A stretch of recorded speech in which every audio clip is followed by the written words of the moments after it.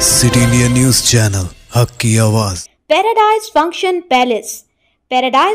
Palace महबूब नगर। साबिक वजीर doctor V Srinivas Gaur ने आज तेलंगाना भवन में मीडिया से गुफ्तगू करते हुए कहा कि मेरे मुताल्लिक बीजेपी पार्टी में शामिल होने की जो खबर फैलाई गई है वो सरासर अफवाह है।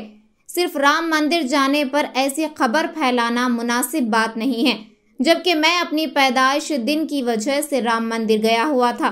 उन्होंने इस मौके से सवाल किया कि अगर कोई राम मंदिर जाता है तो क्या वो बीजेपी में शामिल होने जा रहा है?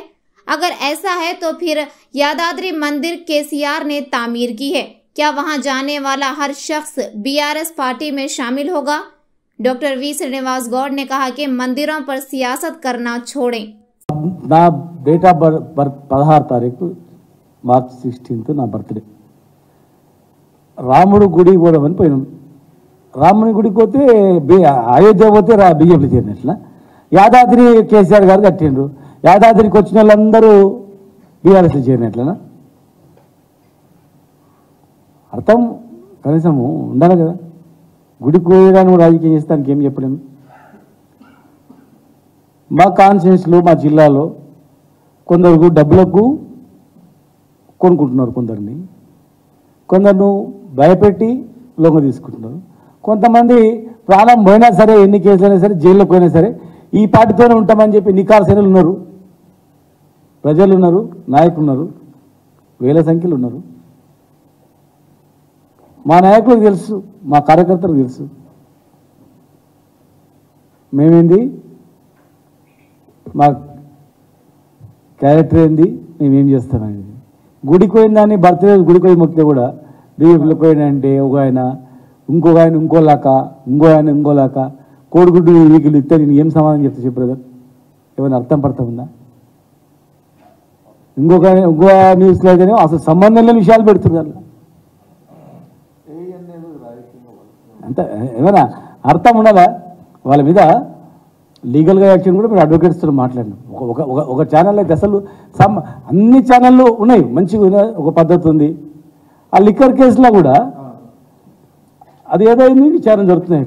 దానిలో వీళ్ళు ఉన్నారు, వాళ్ళు ఉన్నారు, ప్రచారం ఏమైనా అర్థం ఉందా? దానిలో ఒక నివేదిక ఇచ్చి ఎవరెవరు ఉన్నారని చెప్పి రిపోర్ట్ ఇచ్చిన తర్వాత ఎవరు అంటే వాళ్ళు పేరు పెట్టి డిమోరలైజ్ చేయడము, డిఫేమ్ చేయడం, దానికి లీగల్ యాక్షన్ తీసుకోవడానికి లీగల్గా అడ్వకేట్స్ కూడా టీం ఏర్పడదు కనుక అటువంటి దాని మీద డిఫర్మేషన్ సూట్స్ కానీ, లీగల్ యాక్షన్స్ కానీ, అవసరం అనుకుంటే ఇంకా ఉంటే క్రిమినల్ యాక్షన్ కానీ, వేరే హ్యూమన్ రైట్స్ కానీ రకరకాల వాళ్ళకి ఇవ్వాలని చెప్పి ప్లాన్ చేస్తూ ఉన్నాం. అది మంచి పద్ధతి కాదు. అది ప్రచారాలు అనేవి ఏదైనా ఊహాజనితంగా ఉండొద్దు. నీ భార్య మీదనో, నీ పిల్లల మీదనో, నీ తమ్ముడి మీదనో, నీ అన్న మీదనో ఏదైనా వచ్చింది అనుకో, నీకు ఎట్లా అనిపిస్తుంటుంది? నీ కుటుంబం మీద రాసేవాడు కానీ చిత్రీకరించేవాడు కానీ ఒకసారి అనుకోవాలా. దీనివల్ల వాళ్ళ కుటుంబాలు, వాళ్ళ నాయకులు, వాళ్ళ కార్యకర్తలు ఏ రకమైనటువంటి ప్రభావం ఉంటుంది. అనవసరమైనటువంటి ఒకరి మనసుని బాధ పెడితే ఏమైనా ఉంటుందా? మనం మనసులో మనకు కుటుంబం ఉంది, మనకు భార్య పిల్లలు ఉన్నారు, వాళ్ళని చేయాలి కదా. ఏది పడుతుంది బదనాం చేయాలని చూస్తే ఏమన్నా ఉంటుంది? అది అర్థం ఉంటుందా? అది పైశాచిక ఆనందం అంతే. కానీ అది మళ్ళీ వాళ్ళకు కూడా, వాళ్ళ కుటుంబాలకు కూడా పునరావృతం అవుతుంది, జరుగుతుంది.